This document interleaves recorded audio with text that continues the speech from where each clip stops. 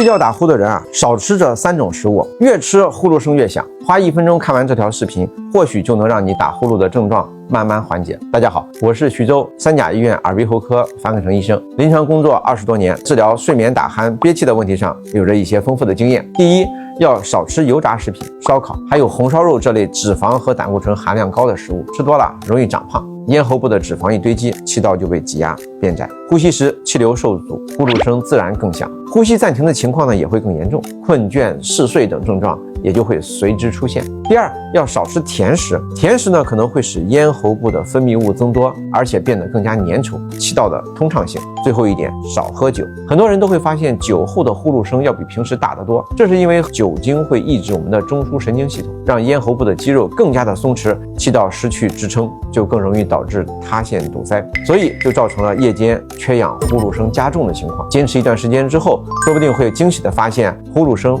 没有以前那么吵了。